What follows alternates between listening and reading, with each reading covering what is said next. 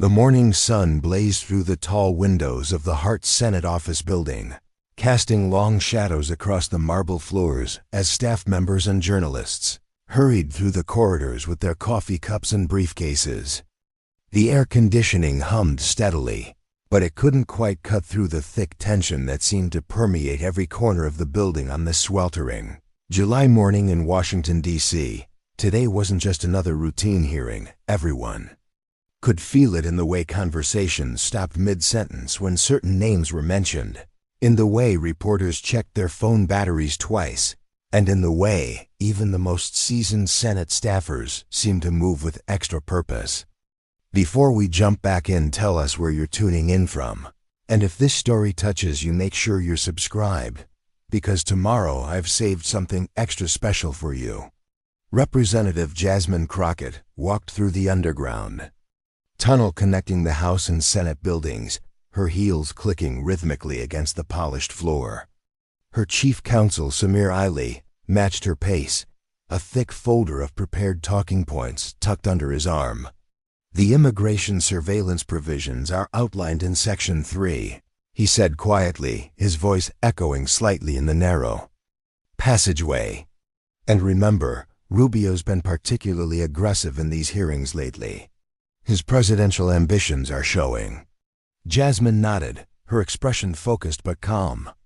She'd been preparing for this moment for weeks, knowing that her testimony before the Senate Judiciary Committee would be scrutinized by millions of Americans watching on C-SPAN and social media. In the press gallery above the committee room, Carmen Soto adjusted her laptop and checked her Twitter notifications one more time. The 28-year-old political journalist had built a reputation for her razor-sharp live tweets during congressional hearings, and her followers knew that. When Carmen was covering a hearing, they were in for some serious political theater. She glanced around the room, noting which reporters had shown up, the heavy hitters from CNN, Fox News, and the major newspapers were all there, which meant everyone expected fireworks today. Immigration reform and surveillance policy. She muttered to herself, opening a new tweet draft. Should be interesting with Crockett and Rubio in the same room. The Senate Judiciary Committee room itself was a monument to American democracy, with its dark wood paneling, ornate ceiling, and the semicircular arrangement of desks that had witnessed countless historic moments over the decades. The room buzzed with quiet activity as senators filtered in, their staff members arranging papers and water glasses with practiced efficiency. Senator Marco Rubio entered with his characteristic confident stride, his perfectly pressed suit and politician's smile intact as he nodded to colleagues and shook hands with the appropriate people. He'd been looking forward to this hearing for weeks, seeing it as another opportunity to demonstrate his tough stance on national security and immigration, key issues for his political future. Chairwoman Evelyn Marsh, the respected moderate Democrat from Oregon, took her seat at the center of the committee's curved desk. At 64, she'd seen enough political theater to fill several lifetimes, and her weary but determined expression suggested she was prepared for whatever drama might unfold today. She'd specifically requested that Representative Crockett testify as an expert witness, knowing that the Texas Congresswoman's background as a civil rights attorney would bring a crucial perspective to the debate over expanded surveillance powers and their impact on immigrant communities. As Jasmine entered the committee room with Samir, she paused for just a moment to take in the scene. The weight of history pressed down on her shoulders. This was where some of the most important decisions in American democracy were made, where powerful men had shaped the destiny of millions of people, often without considering the voices of those most directly affected by their choices. She thought briefly of her father, the decorated intelligence officer who had immigrated to America with nothing but hope and determination, who had taught her that democracy only worked when everyone had a seat at the table. Today, she would be that voice for so many who never got the chance to sit in rooms like this. Rubio glanced across the room, and his eyes settled on Crockett for perhaps a beat too long. He'd done his homework. Of course he knew about her legal background, her reputation as a fierce advocate for civil rights, and her growing influence in Democratic circles. But in his mind, she was still just another liberal activist playing dress-up in the halls of Congress. He'd handled plenty of witnesses like her before, and he was confident that his years of experience in foreign policy and national security would give him the upper hand in any confrontation. What he didn't realize was that he was about to make the biggest miscalculation of his political career. Chairwoman Marsh brought down her gavel with 3 sharp raps that echoed through the suddenly quiet committee room. "The Senate Judiciary Committee will come to order," she announced, her voice carrying the weight of decades of parliamentary procedure.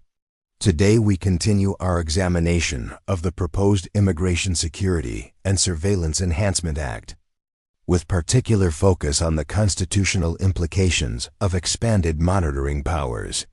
The cameras positioned around the room began recording. Broadcasting the proceedings lived to C-SPAN viewers and streaming platforms, where thousands of Americans were tuning in during their lunch breaks. Our first witness today is Representative Jasmine Crockett of Texas, who brings to this committee her extensive background in civil rights law and constitutional advocacy. Marsh continued, looking directly at Crockett with a slight nod of encouragement. "Representative Crockett, you have 10 minutes for your opening statement."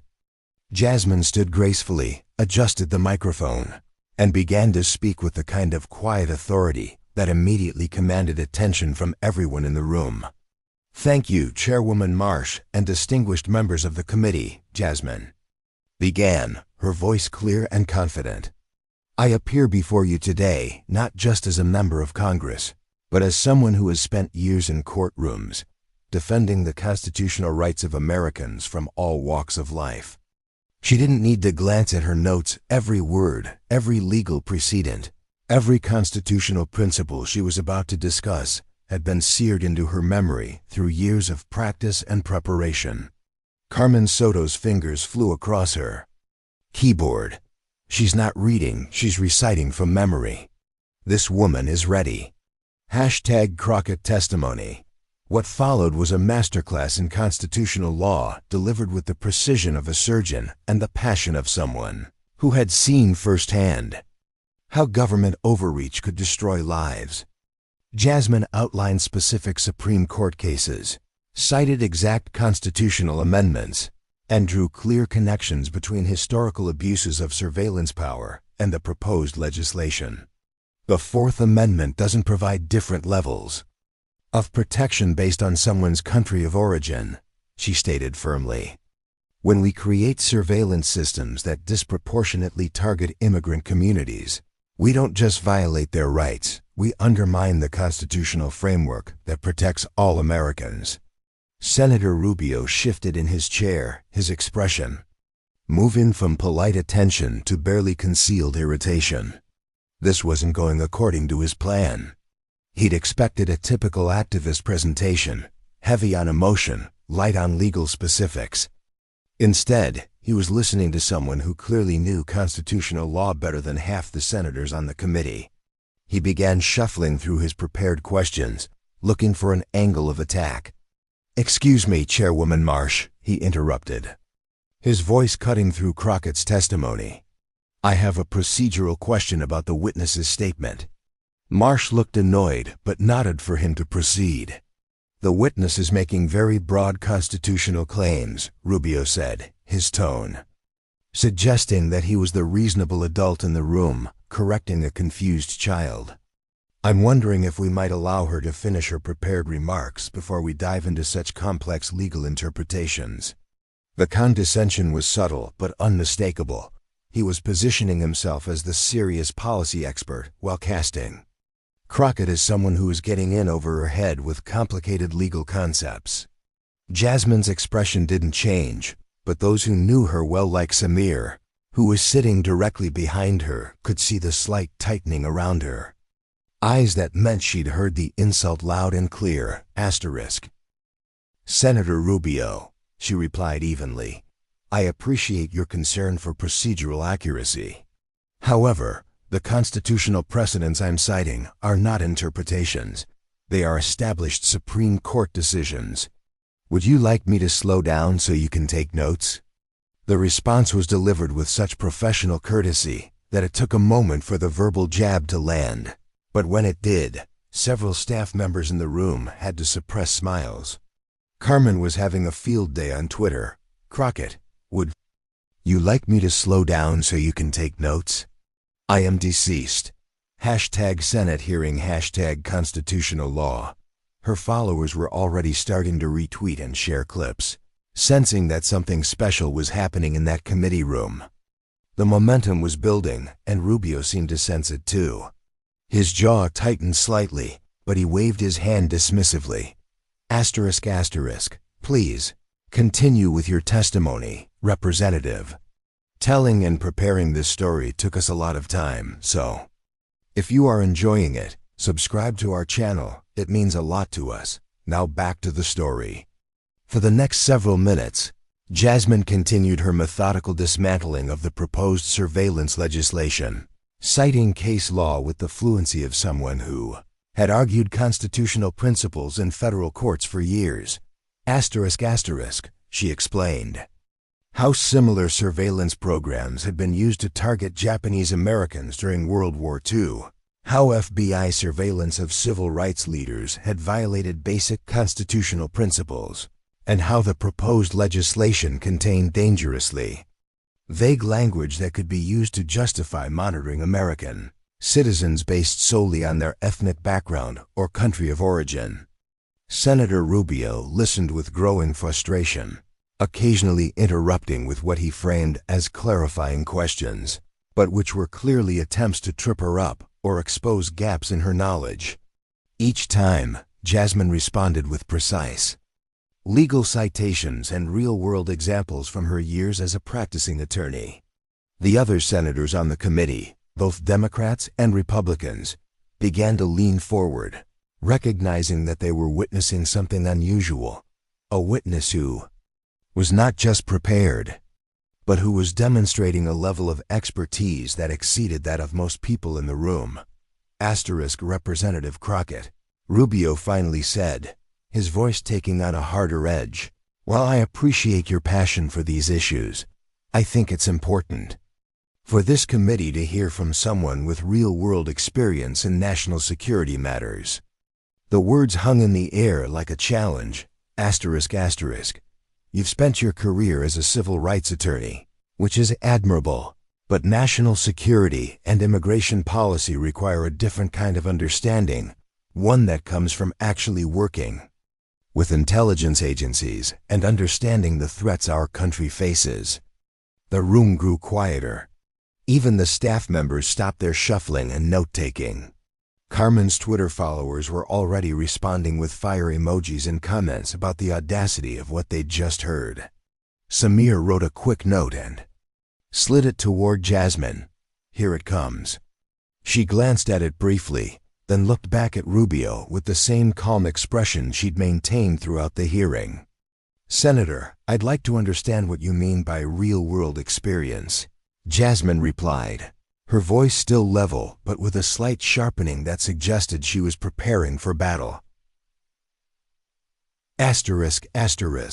Are you suggesting that representing American citizens whose constitutional rights have been violated doesn't qualify as real-world experience? Or are you perhaps implying that someone needs to have worked in intelligence agencies to understand constitutional law? Rubio smiled, the kind of patronizing smile that politicians perfect over years of debates and town halls.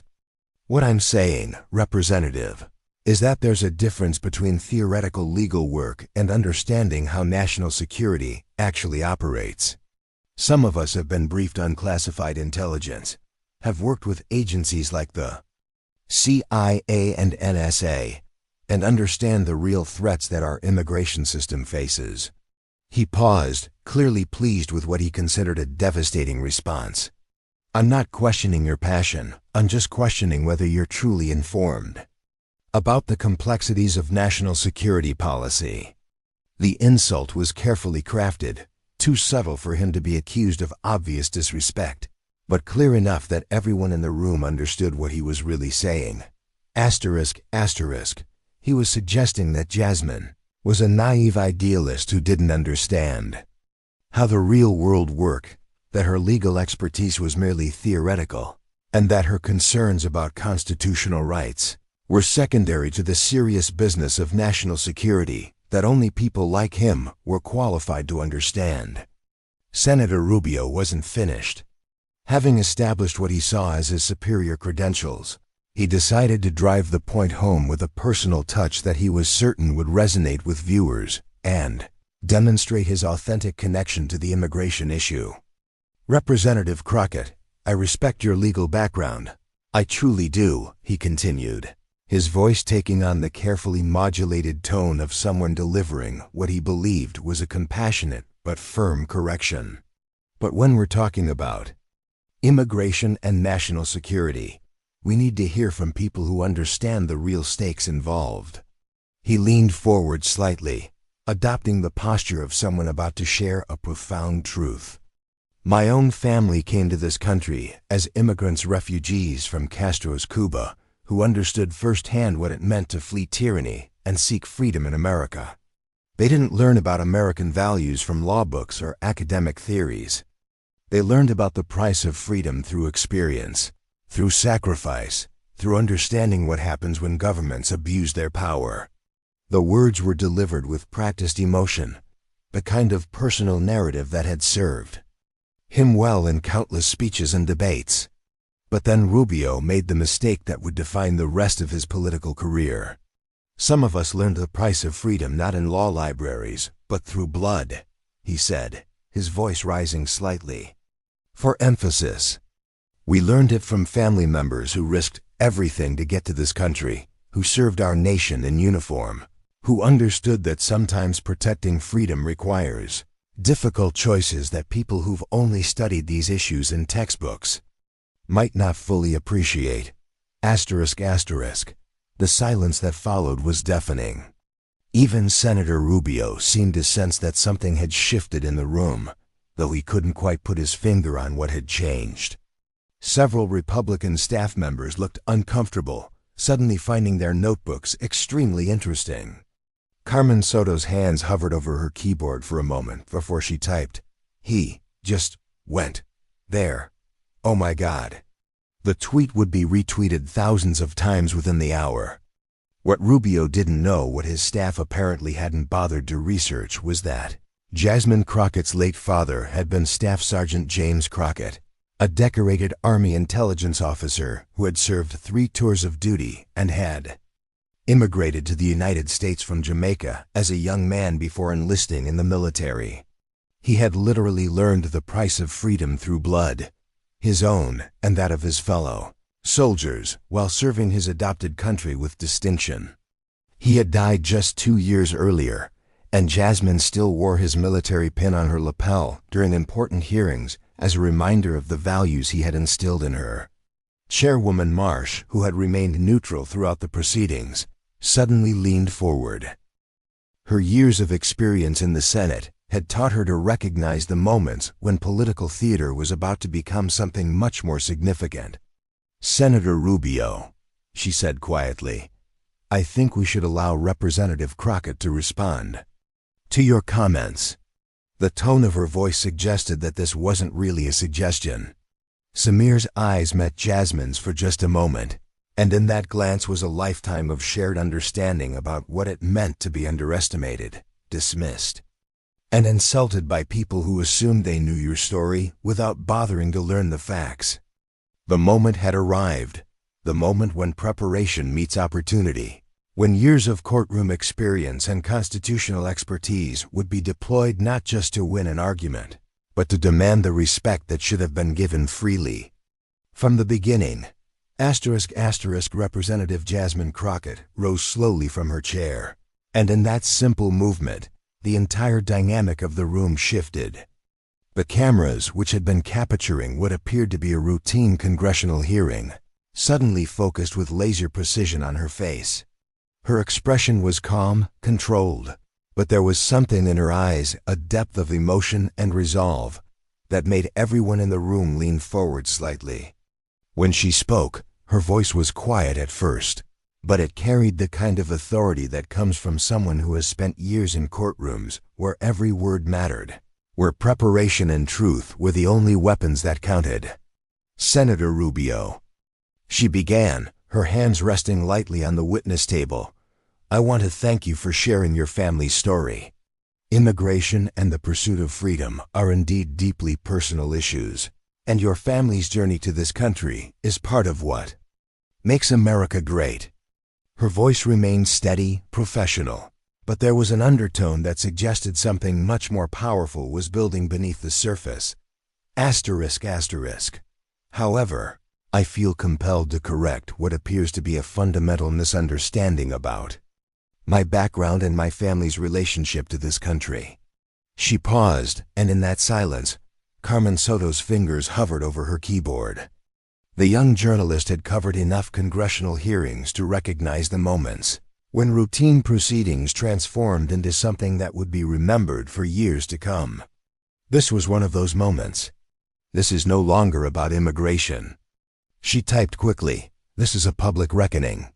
You spoke about learning the price of freedom through blood rather than in law libraries." Jasmine continued, her voice gaining strength with each word. "I want you to know about my father, Staff Sergeant James Crockett, who immigrated to this country from Jamaica when he was 19 years old with nothing but a dream and a determination to serve his new home. Asterisk, asterisk." The room was completely silent. Now even the usual shuffling of papers and quiet conversations among staff members had stopped entirely. "My father enlisted in the United States Army and served as an intelligence officer for over 20 years. He completed 3 combat tours, earned a Bronze Star, and spent his career protecting the very constitutional principles that you seem to think I only understand from textbooks." Jasmine's voice remained controlled, but there was a slight tremor, not of nervousness, but of deep emotion that made her words even more powerful. "He taught me that understanding the Constitution isn't just an academic exercise. It's a sacred responsibility to protect the rights of every American, regardless of where they were born or what they look like." Senator Rubio's confident expression had completely disappeared. He was shifting uncomfortably in his chair, suddenly realizing that his carefully prepared attack had not only failed, but had backfired spectacularly. His staff members were frantically taking notes, probably already drafting the apology statement that would need to be released within hours. But Jasmine wasn't finished, not even close. Asterisk, asterisk. "You questioned my real-world experience, Senator, so let me share some of that experience with you," she said, her prosecutor's instincts fully engaged now. "I've represented veterans who were denied benefits because of their immigration status. I've defended American citizens who were detained and interrogated simply because they had foreign-sounding names. I've stood in federal courtrooms and argued constitutional principles while looking into the eyes of families who were being torn apart by government policies that ignored basic human dignity. The transformation was remarkable to watch. What had started as a defensive response to a personal insult was becoming a masterclass in how to turn an opponent's weapons against them." Samir, sitting behind her, caught the eye of a Democratic staffer and nodded slightly. This was exactly what they had hoped for. The moment when Jasmine's combination of legal expertise and moral authority would shine through. "The constitutional principles I've discussed today aren't theoretical concepts from law school textbooks," Jasmine continued, her voice now filling the room with quiet power. "They're the foundation of the country that my father served, the country that your family fled to, and the country that we're all sworn to protect. When I talk about the Fourth Amendment, I'm talking about the principle that my father risked his life to defend. When I discuss due process rights, I'm talking about the legal framework that ensures that what happened to Japanese Americans during World War II, what happened to civil rights leaders during the 1960s, and what happened to Muslim Americans after 9/11 never happens again. Carmen's Twitter feed was exploding. Her original tweet had been retweeted hundreds of times, and the asterisk hashtags #CrockettClapback and #RespectWomenOfColor were beginning to trend nationally. Comments were pouring in from law students, veterans, civil rights activists, and ordinary Americans who were watching the hearing and recognizing something special happening before their eyes. So, Senator Rubio, when you question my qualifications to discuss national security and immigration policy, you're not just questioning me, Jasmine said, her voice reaching its full power now. You're questioning the legacy of every immigrant who has served this country, every civil rights attorney who has defended constitutional principles, and every American who believes that our laws should protect the vulnerable rather than target them. The words hung in the air like a challenge, and everyone in the room knew that Senator Rubio had no adequate response to what they had just witnessed. The transformation in Representative Jasmine Crockett was complete now, and everyone in the Senate Judiciary Committee room could feel it. Her years as a civil rights attorney had taught her that sometimes the most powerful moments in a courtroom came not from passionate speeches, but from methodical surgical precision in exposing an opponent's contradictions and hypocrisies. She was no longer just a witness defending herself against condescending questions. She had become a prosecutor, and Senator Marco Rubio had unwittingly become her star witness. Since you've raised the question of real-world experience and understanding the stakes of immigration policy, Senator Rubio, perhaps we should examine your actual record on these issues, Jasmine said, her voice taking on the measured cadence of someone about to present evidence to a jury. She didn't need to look at her notes. Every vote, every bill, every public statement Rubio had made over his years in the Senate was cataloged in her memory like legal precedents in a Supreme Court. Brief. Let's start with the Veterans Affairs Healthcare Expansion Act that came before the Senate just last year, she continued, her eyes locked on Rubio's increasingly uncomfortable face. ***.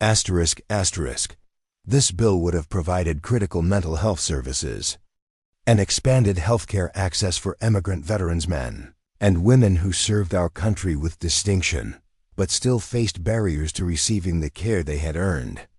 Can you remind this committee how you voted on that legislation, Senator? The question hung in the air like a trap waiting to be sprung. Rubio shifted in his chair, his confident demeanor from earlier completely evaporated.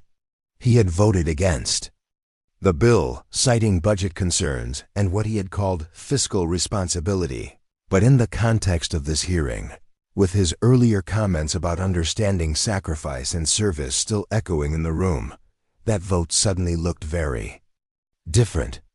I voted against that particular bill because of concerns about its broader fiscal implications, Rubio responded, his voice lacking the authority it had carried just minutes earlier. But that doesn't mean I don't support our veterans. I see, Jasmine interrupted, her prosecutor's instincts telling her not to let him escape so easily. So when you talk about understanding the price of freedom through blood, that understanding apparently doesn't extend to supporting health care for immigrant veterans who actually bled for this country. Is that correct? The question was delivered with surgical precision, each word calculated to maximum effect. Carmen Soto was frantically typing, her Twitter feed becoming a real-time commentary that was being shared and retweeted faster than she could keep up with the responses. Crockett is dismantling Rubio's voting record like she's cross-examining a hostile witness. This is absolutely devastating. #CrockettClapback #Senate hearing. But Jasmine wasn't finished. Years of courtroom experience had taught her that when you had an opponent on the defensive, you pressed your advantage until they had nowhere left to run. Let's talk about the DREAM Act extension that came before this very committee, she continued, her voice rising slightly but never losing its controlled authority. Legislation that would have provided a pathway to citizenship for young immigrants who were brought to this country as children, many of whom have since served in our military or worked as essential workers during the pandemic. Asterisk asterisk. The other. Senators on the committee were watching this exchange with a mixture of fascination and concern. Even the Republicans seemed uncomfortable with where this was heading, recognizing that their colleague had walked into a trap of his own making. Chairwoman Marsh made no move to intervene. She understood that sometimes the best thing a chair could do was let the truth speak for itself. Your vote on that legislation was... Asterisk asterisk, Jasmine prompted, though everyone in the room already knew the answer. Rubio had not only voted against the DREAM Act extension but had given several interviews attacking it as amnesty and rewarding illegal behavior. Now, faced with the methodical presentation of his own record, those positions looked increasingly indefensible. Senator, would you question my credentials if my name were James Crockett instead of Jasmine? She asked, her voice cutting through the tension in the room like a blade. Would you suggest that a white male attorney with my exact same background and experience was unqualified to discuss constitutional law? Would you tell him that his understanding of these issues was merely theoretical? Asterisk asterisk. The question reverberated through the committee room with the force of a thunderclap, and in the silence that followed, something fundamental shifted in the atmosphere. This was no longer just a policy debate or even a personal confrontation. It had become a moment of moral reckoning that touched on the deepest questions about respect, representation, and who gets to have a voice in American democracy. Asterisk asterisk. Jasmine's tone softened slightly, not because she was backing down, but because she was about to make the transition from prosecutor to advocate, from someone exposing hypocrisy to someone speaking for the voiceless. Senator Rubio, I didn't come here today to embarrass you or to score political points, she said, her voice carrying a weight of sincerity that made everyone in the room lean forward. I came here to represent people who don't get to sit in rooms like this, who don't get to testify before Senate committees, who don't get to have their voices heard when policies are made that will fundamentally affect their lives. She paused, and in that moment of silence, the cameras captured something remarkable, not a glimpse of the human being behind the legal expertise. The daughter of an immigrant veteran who had spent her life fighting for justice because she understood personally what was at stake. Asterisk asterisk. Let me tell you about Maria Gonzalez, she continued, her voice taking on a storytelling quality that drew everyone into the narrative she was about to unfold. Maria came to my office 3 years ago with her 8-year-old son, both of them crying because they had just learned that her husband, a man who had served 2 tours in Afghanistan with the Texas National Guard, was facing deportation because of a paperwork error that occurred when he was 17 years old. This wasn't a theoretical constitutional issue for Maria or her son. This was their family being torn apart by a system that treated a decorated veteran like a criminal because of his immigration status. The story was delivered with the kind of quiet power that comes from someone who has looked into the eyes of real people facing real consequences from the policies being debated in rooms like this. Asterisk asterisk. Carmen's followers were responding with heart emojis and comments about how this was what real leadership looked like. How this was someone speaking truth to power on behalf of people who needed an advocate. I spent 6 months fighting for Maria's husband in federal court, using the very constitutional principles that you seem to think I only understand in theoretical terms, Jasmine continued.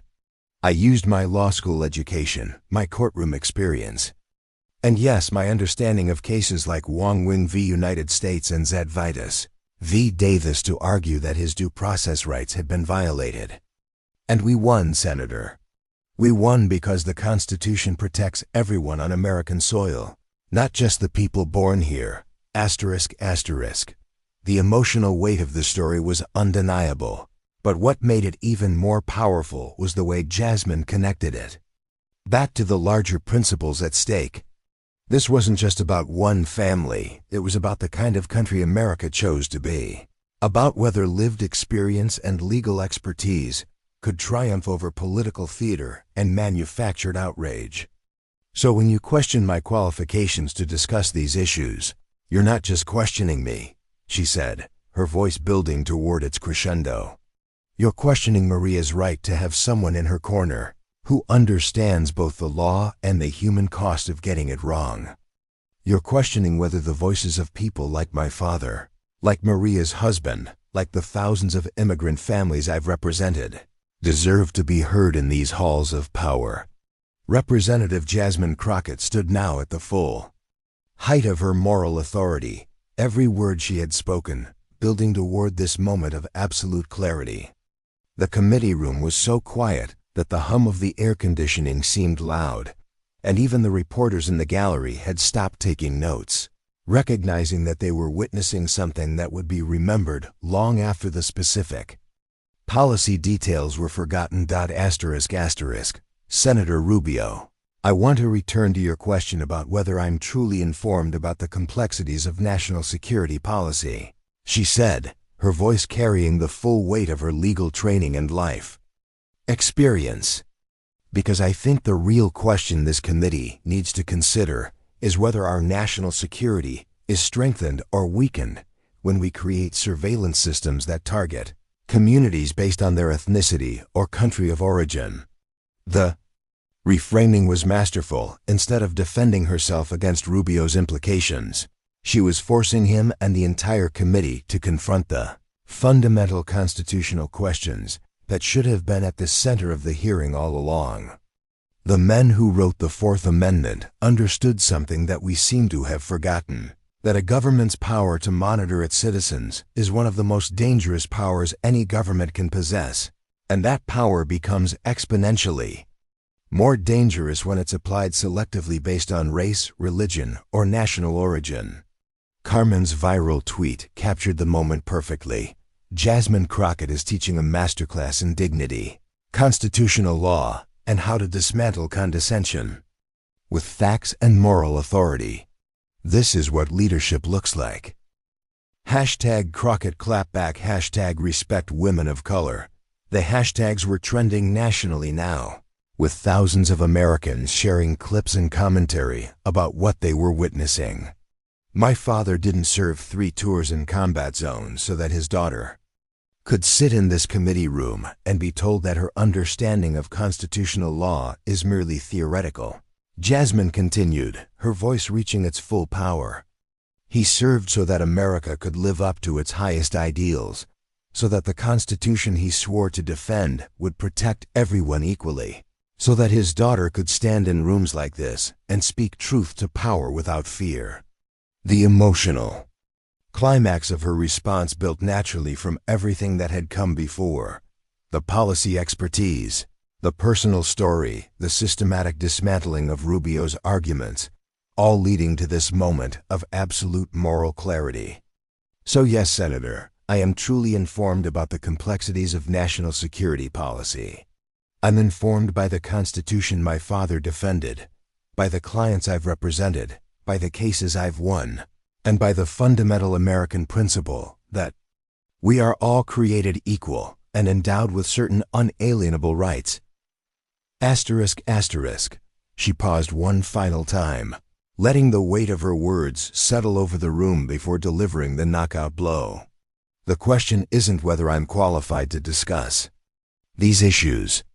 The question is whether you're prepared to defend policies that would make my father's sacrifice meaningless by abandoning the very principles he fought to protect. The gavel came down with Chairwoman Marcia's announcement that the committee would recess for lunch, but the real action was just beginning in the corridors, outside the hearing room and across the digital landscape where millions of Americans were discovering what had just taken place. Carmen Soto was among the first reporters to emerge from the press gallery, her phone already buzzing with notifications as her live tweets were being shared at a rate she had never experienced before. "Holy shit," she muttered to herself as she found a quiet corner in the hallway and began uploading the video clip she had captured on her phone.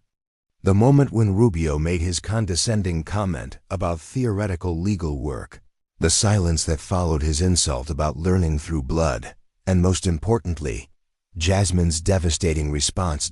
It was all there, captured in high definition. and ready to be shared with the world. Within 30 minutes of the committee's recess, hashtag Crockett Clapback was trending #1 on Twitter, ahead of celebrity gossip and sports news. The clips were being shared not just by political junkies and activists, but by ordinary Americans who recognized something extraordinary in what they were seeing. Law students were sharing the video with commentary about constitutional expertise. Veterans were posting about respect for military families, and women of color across the country were expressing their pride in seeing someone who looked like them command respect in the halls of power. The response from Democratic leadership was swift and overwhelming. House Speaker Hakeem Jeffries tweeted, "This is what expertise and moral authority look like." At Rep. Jasmine Crockett just reminded us, all why representation matters. Senator Elizabeth Warren shared the clip with the comment, "When they go low, we go to law school, pass the bar, and deliver constitutional law lessons that leave them speechless." But perhaps more importantly, the video was resonating with people who didn't usually pay attention to congressional hearings. TikTok users were creating remix videos set to music. Instagram influencers were breaking down the constitutional law principles Crockett had cited. And YouTube political commentators were calling it one of the most devastating political takedowns they had ever witnessed. The contrast between the two protagonists in the clips was stark and undeniable. There was Rubio, confident and condescending at the beginning, reduced to uncomfortable silence by the end. And there was Crockett, calm and measured throughout, building her case methodically until she delivered a response that was both personally powerful and constitutionally sound. ***. The video didn't require any commentary or explanation. The truth of what had happened was self-evident to anyone who watched it. Conservative media was scrambling to respond, with some hosts attempting to reframe the exchange as an example of Democratic grandstanding, but their hearts didn't seem to be in it. Even Fox News commentators seemed reluctant to defend Rubio's performance, with several noting that he had walked into that one and should have been better prepared for someone with Crockett's legal background. The sun was setting over Arlington National Cemetery as Representative Jasmine Crockett walked slowly along the precisely maintained pathways between the white headstones that marked the resting places of America's heroes. She had changed out of her hearing attire into jeans and a simple black t-shirt, wanting to visit her father's grave as herself, not as a congresswoman or a viral internet sensation, but as the daughter of Staff Sergeant James Crockett, who had something she needed to say. ***. The day had been a whirlwind of phone calls from reporters, congratulations from colleagues, and meeting requests from civil rights organizations who wanted to discuss how to build on the momentum from the hearing. Her chief of staff had fielded calls from 3 different television producers who wanted to option her story, and her Twitter mentions were so overwhelmed that she had stopped checking them hours ago. But none of that mattered as much as this quiet moment at her father's graveside. "Hey, Daddy," she said softly, kneeling beside the headstone and placing a small folded American flag at its base. "I hope you saw what happened today. I hope you're proud." The words came easily, the way they always did when she visited this place. Her father had been gone for 2 years now, but she still felt his presence most strongly here among the men and women who had served their country with honor. Her phone buzzed with a voicemail from Chairwoman Marsh. "Jasmine, I've been in the Senate for 26 years, and I've never seen anything quite like what you did today. You didn't just testify about constitutional law, you embodied it. You didn't just defend your credentials, you reminded us all why those credentials matter. Thank you for showing us what it looks like when preparation meets purpose." The message made her smile, but it also reminded her of the weight of responsibility that came with moments like today. She wasn't just representing herself or even her district. She had become a voice for everyone who had ever been underestimated, dismissed, or told they didn't belong in spaces where important decisions were made. The viral videos and social media praise were gratifying, But they also meant that millions of people were looking to her as an example of what was possible when you refused to be diminished by other people's limited expectations. As she stood to leave, Jasmine pulled out the prepared statement she had brought with her, the one she had planned to read if the hearing had gone according to schedule. If Senator Rubio had simply asked policy questions and treated her with basic professional respect. She folded it carefully and placed it next to the flag, leaving behind the words she hadn't needed to say in favor of the words that had needed to be heard. "I love you, Daddy," she whispered. "Your sacrifice wasn't in vain. The Constitution you defended is still worth fighting for, and your daughter is going to keep fighting for it every single day." The Capitol building glowed in the distance, its dome illuminated against the darkening sky, a reminder that democracy was not a destination, but a continuous journey that required constant vigilance and the courage to speak truth to power. Walking back toward her car, Jasmine thought about the thousands of young women who would see the clips from today's hearing, particularly young women of color who might look at what had happened and think to themselves that they too could aspire to moments like this. She thought about the law students who were already sharing the constitutional precedents she had cited, and the veterans' families who had felt seen and heard when she spoke about her father's service. Most of all, she thought about the work that remained to be done, the bills to be passed, the cases to be argued, and the fights to be fought for people who needed someone willing to stand up for them in rooms where their voices were rarely heard.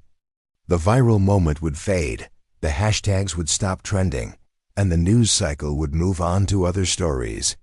But the principles she had defended today, respect, representation, and the power of preparation, those would endure. And somewhere, maybe, a young girl would watch the video of today's hearing and decide that she too wanted to be the kind of person who could stand in the most powerful rooms in America and demand the respect that every human being deserved. That, Jasmine knew, would be the real victory. Up next, we have 2 more incredible stories that are waiting for you. Just click the image you want to watch and it will take you there. If you enjoyed this video, make sure to subscribe. It would mean a lot.